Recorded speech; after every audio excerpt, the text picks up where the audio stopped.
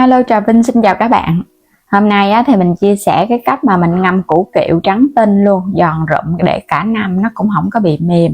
Đặc biệt là mình không có cần dùng đến muối, không phèn chua luôn ha. Nhanh gọn lẹ an toàn. Thì bây giờ mời các bạn mình cùng vào bếp thực hiện kiểu ngon luôn.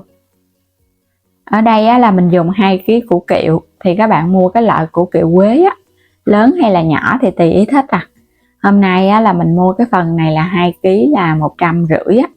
Các bạn sẽ rửa cho nó sạch cái phần cát. Tiếp theo là mình có phần nước, rồi cái mình cho vô đây nửa chén đường. Khoảng chừng 4 muỗng canh vậy đó. Mình sẽ ngâm với đường để cho kiệu nó sẽ khử cái mùi hăng, không có cần dùng muối. Cứ thả kiệu vô. Nước thì khoảng 2 lít vậy đó. Các bạn cứ cho vô từ từ, cái mình thấy nếu có ít thì mình thêm chút nước, miễn sao là cho nó ngập cái phần kiệu là được rồi, chứ không cần phải nhiều quá ha, đường nó cũng loãng. Rồi cứ để yên mình ngâm qua một đêm. Quay trở lại phần kiệu sau một đêm, hoặc là các bạn ngâm 10 tiếng.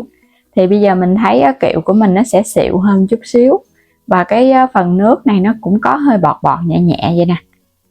Kiệu này lúc này nó hơi mềm mềm chút, nhưng mà nó không có quá mềm. Sẽ xả nó ra. Cái phần nước đường này các bạn không có sợ gì hết còn làm muối thì mình sợ bị mềm. Xả sạch lại với nước nha, mình rửa cho nó sạch cái phần nước đã ngâm nè. Ngâm vậy giúp cho nó giảm cái độ hăng và giúp cho kiệu nhanh thấm. Rồi để ráo mình sẽ cắt kiệu. Kiệu ngâm qua đường một đêm là mình thấy nó còn ngon hơn là mình ngâm với muối nữa đó. Các bạn đừng có sợ tốn, mình cho vài muỗng canh đường là được rồi. Chuẩn bị cái thau này là thau nước giấm ăn ha, giấm nuôi. Mình sẽ cắt kiệu, cắt cho nó sạch rồi cái mình thả qua bên cái thau giấm. Mình làm cái cách này là cách cấp tốc nè, để cho bạn nào mà không có thời gian chuẩn bị thay vì mình phải làm trước cái phần kiệu đường là khoảng 1 tháng mình mới ăn được. Còn làm cách này rất là nhanh. Trong vòng vài ngày thôi, chưa tới 1 tuần là kiệu nó chua ngon rồi. Mình cắt cho nó sạch cái phần rễ nha. Và cái cuống ở bên trên các bạn thích cắt dài hay là ngắn thì tùy ý thích Nhưng mà cái rễ này phải cắt sạch thì nó mới thấm ngon. Có thể lột bớt cái lớp vỏ lụa ở bên ngoài cho nó sạch kiệu. Rồi thả vào trong thau nước giấm. Cứ cắt lần lượt vậy đó, rồi các bạn thả vô Giấm nuôi thì cái độ chua nó không có hăng bằng cái giấm gạo. Mình sẽ để yên mình ngâm từ 4 tiếng cho đến 12 tiếng đồng hồ với cái nước giấm này. Các bạn cứ để yên đi, có thời gian mình ngâm nhiều, còn không có thời gian thì mình ngâm 4 tiếng cũng được. Đây là cái phần kiệu mình đã ngâm được 12 tiếng. Là mình để từ buổi tối cho đến sáng ngày mai đó. Là cũng như được một đêm nữa rồi đó. Một đêm ngâm với giấm vậy là giúp cho kiệu của mình rất là nhanh chua và nhanh thấm, ăn ngon, giòn rụm luôn. Cái bước này là mình không có dùng phèn chua, mà cũng không cần phải rửa kiệu nữa. Mình ngâm trực tiếp trong giấm vậy nó vừa sạch bụi bặm. Vậy là được rồi, vớt lên ha. Các bạn cứ xả bỏ cái phần nước giấm này.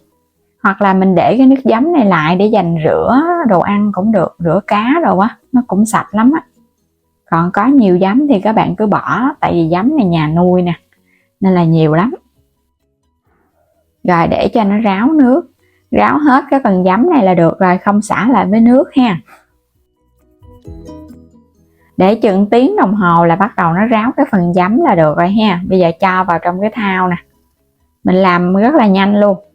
Bước tiếp theo là mình sẽ cho đường vô. Mình cân lại là 1,6 kg kiệu thành phẩm thì cho vào đây 800g đường cát trắng. Phải nhớ là đường cát trắng nha, chứ đừng có màu vàng vàng ngà ngà là nó sẽ không có đẹp kiệu đâu. Càng trắng là kiệu của mình nó càng đẹp ha. Xóc đều lên.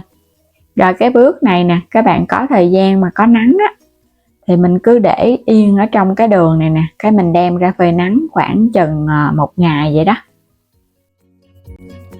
Sau khi mà kiệu phơi nắng 1 ngày thì bây giờ mình thấy đường nó tan ra hết rồi. Còn không có nắng các bạn để trong nhà cũng được nữa. Để chừng ngày là bắt đầu đường nó tan ra vậy nè. Đây các bạn thấy cái phần nước đường nó tan ra hết luôn rồi đó. Là kiệu nó cũng thấm một phần rồi đó ha. Mình làm vậy là nó nhanh ăn. Mình chuẩn bị những cái keo nhỏ nhỏ. Keo này mình sẽ dùng 3 cái nha. Cái keo này không có tới 1 kg đâu. Chia ra làm 3 cái. Các bạn có thời gian thì mình cứ xóc cho nó đẹp. Xóc như vậy thì cái phần kẹo ở trong keo nó sẽ được nhiều hơn. Còn các bạn cứ đổ trực tiếp vô thì mình đựng nó không được nhiều. Phần nước đường còn lại cho hết vào trong nồi nè. Mình sẽ đi nấu tiếp với giấm đường. Rồi thêm vào đây 1 chén giấm nuôi độ chua dừa, hoặc là các bạn dùng giấm gạo cũng được nha.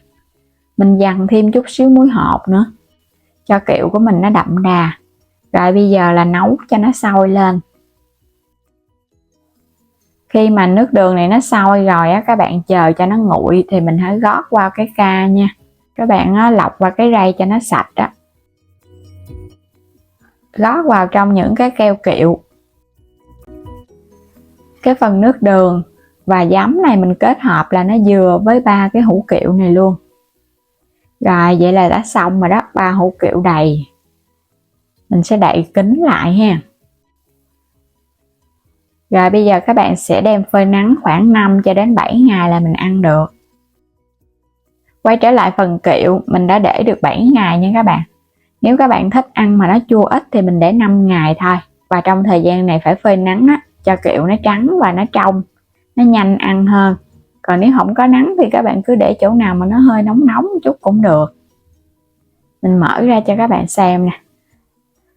Kẹo 1 tuần lễ từ khi đổ nước đường giấm vô ngâm.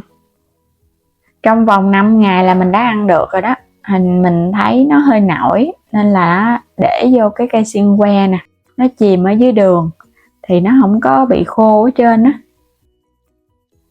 Hồi lúc 5 ngày là mình đã kiểm tra rồi. Kẹo trắng tinh luôn, giòn rụm luôn. Kẹo thì các bạn thấy nó rất là thơm. Mở nắp ra cái là bay cái mùi là biết Tết liền luôn. Nó thơm bát ngát trời mây. Các bạn thấy nó trắng tinh ha. Mình sẽ đổ hết nguyên cái hũ này ra cho các bạn xem. Nó trắng và nó thấm ngon lắm. Có 1 tuần lễ thôi mà kẹo nó ngon vậy nè. Còn lúc 5 ngày thì mình thấy cũng vậy, nhưng mà chỉ là nó không có chua nhiều thôi. Nhưng mà các bạn không thích chua là có thể 5 ngày mình ăn được nha. Còn thích chua là 7 ngày. Trắng tinh luôn ha. Cái củ kẹo mà các bạn thấy nó xịu xịu là nó mới thấm. Còn cái củ kẹo mà đem ra mà nó không có xịu là nó chưa có thấm ngon đâu. Thường là mình làm với cái kẹo đường là 1 tháng ăn mới ngon. Còn cái cách này rất là nhanh, mà không cần dùng đến muối phèn chua. Trong vòng 5 ngày là ăn ngon lành. Múc ra cho các bạn xem nè. Kẹo thì một món ăn không thể thiếu cho ngày Tết. Kết hợp với thịt kho hột vịt hoặc là tôm khô bánh tét ha, ngon bá cháy. Đến đây thì mình cảm ơn các bạn đã luôn theo dõi ủng hộ kênh. Nếu chưa đăng ký thì vui lòng đăng ký ủng hộ kênh Alo Trà Vinh và Alo Trà Vinh 2. Và mời các bạn bấm vào góc trái video xem sản phẩm, lựa chọn và mua ủng hộ kênh mình ha. Xin chào tạm biệt, hẹn gặp lại các bạn ở những video tiếp theo.